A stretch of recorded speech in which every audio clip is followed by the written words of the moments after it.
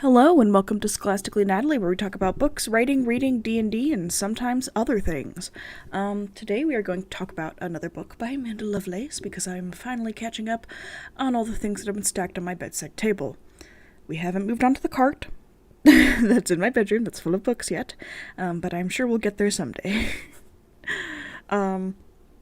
Today's book talk is about Amanda Lovelace's most recent poetry collection called Flower Crowns and Fearsome Things, which was a slightly different approach to her usual poetry collections, which was an exciting change, and I very much enjoyed it. So, Flower Crowns and Fearsome Things has a very succinct blurb on the back. It just says, "You are not the god of her." And this book was a very interesting dichotomy of poems about softness and followed by poems about fierceness, and I really loved that contrast. I, of course, can't remember which poems I chose because I have the memory of a sieve, I'm gonna be honest, guys. But I did pick out of my favorites. I had several marked, which is why I'm never sure which ones I picked. Logic. Now I see that I should take the tabs off of the ones I don't choose, but I don't do that because I didn't think about that. So I'll try to remember this method for next time. But I have, as usual, selected 2 poems that I liked for you from this poetry collection. So the first one is on page 109. I have a history of staying in places I've long outgrown. You see, I was always told to stay as small as possible, even if it's uncomfortable, even if it hurts. From this day forward, I vow to let myself bloom freely, even if others see me as an annoyance, even if they see me as a weed. Wild Violet.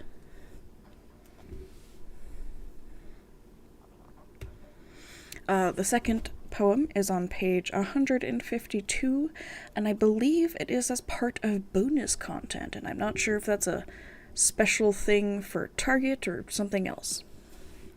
It is not your obligation to teach him how to dress his wounds. It is not your obligation to teach him how to be a decent person. Pour the healing potion right down the sink. And this book was all about dichotomy. Amanda Lovelace, here, let me read you her introduction, actually. That would help with us understanding what she was going for. So here is our note from the author. Merry meet. There is a beloved goddess from Greek mythology you may or may not be familiar with. Her name is Persephone. She's fascinating for an endless list of reasons, including the fact that she's considered to be both the goddess of spring, as well as the queen of the underworld, making her quite the complicated woman, in my humble opinion. In this collection, I explore how, in this modern age, we too are often in equal parts soft and fierce. Remember, there is no need to choose one or the other. Laced with love, Amanda. And I love this entire thing, and I do think it's really interesting how, like, we as a society are obsessed with the myth of Persephone and constantly reinterpreting her, which is always interesting to me. But yes, we see the constant dichotomy throughout this poetry collection of fierce versus feminine. Every other page is made to contrast each other, and you know what topic they're covering because basically each poem is a 2-page spread. On the left, there is a picture. On the right, there is the poem. For when we're talking about fierceness, on the left, there are pictures of roses burning. And when we are talking about feminine, on the left, there's a picture of a meadow. And I think it's really interesting. It made the book a lot faster to read for me. I, zoomed through this. And I liked the constant balance of going between one and the other in this book, which is very different from how Amanda Lovelace has organized her poetry collections. They are usually in 3 parts. So I was surprised by the difference in this one, which made it kind of exciting. And it was very interesting. Because we had this constant of, watching somebody fall in love versus, somebody jaded by it, and then we have the fierce person finding love but refusing to accept anything less, while the feminine person accepts things less because that's how she's been taught, and then she learns to become more fierce. And it's really neat to see this progression through it. And ultimately, both of these positions are learning how to be strong, one by letting people in and the other by closing people out. And I liked that dichotomy and like foil as they both went towards the end. It was, yes, foil's the word I want. They were used as foils for each other, and it was just a very good like character growth storytelling, even though this was indeed not fiction writing or anything of the sort. And it really explores how it's possible to be fierce and feminine and want to be pretty but take no shit. And it's also how it's possible to be one if you don't want to be the other, and how it is possible to still be strong but not necessarily aggressive, or how it's possible to be aggressive but not necessarily feminine. And it was very interesting, and I really liked how she looked at these topics and how she wrote about them. The art was gorgeous. The cover combines the two perfectly. On the top half, as you'll see, it's got flowers burning, which is what you will see, except with, more detail, for fierceness, and on the bottom, the meadow, which you will see with more detail again, with the femininity. And it was a different read than what I usually expect from Amanda Lovelace, and yet it was still wonderful. It gave me a very different feeling from most of her other poetry collections. This was more of like settling and like becoming comfortable with like myself as a person, or if I'm not applying this to myself as the woman in the poetry.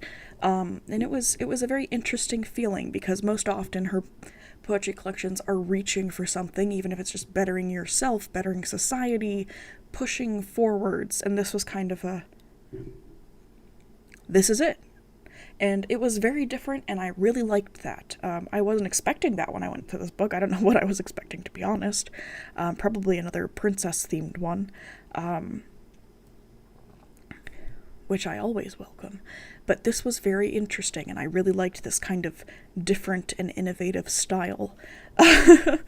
So yeah, I encourage you, if you don't enjoy the way she's been previously organizing her poetry collections, if you aren't interested in like the other topics she's written about, this is a very interesting one, and a very interesting look and exploration of two very different concepts being melded, and I really liked that. I feel like this is going to end up being another short video, but I always love Amanda Lovelace, so I don't have like a bunch of critiques. All her poems are pretty short usually. They don't tend to go on for multiple pages, which is why this is, as always, one of my favorite authors to give to people who are not used to reading poetry, because even though the other ones are also simple, they do tend to use more metaphor and get more long. I think Amanda Lovelace has serious talent in how she chooses words and expresses herself succinctly and yet still makes me feel something. And as always, I love her stuff. And it was lovely to read her over my holiday weekend. And there goes a car in my parking lot.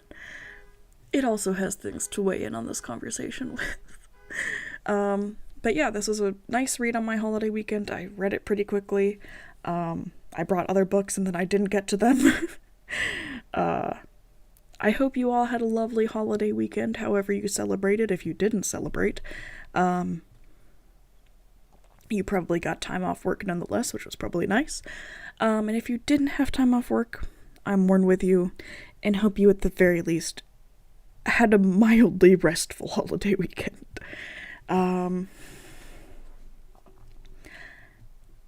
And that's all I got for you. Let me know if you did anything special, if you had anything you particularly enjoyed, or if you received a present that really made your day.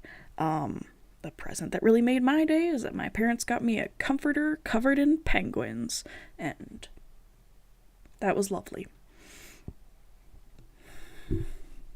Anyways, I think that's enough for now. I can stop talking away at you, even though this is probably going to be one of my shorter videos. And I hope you have a great week. Well, rest of the week. Anyways, Scholastically Natalie is out.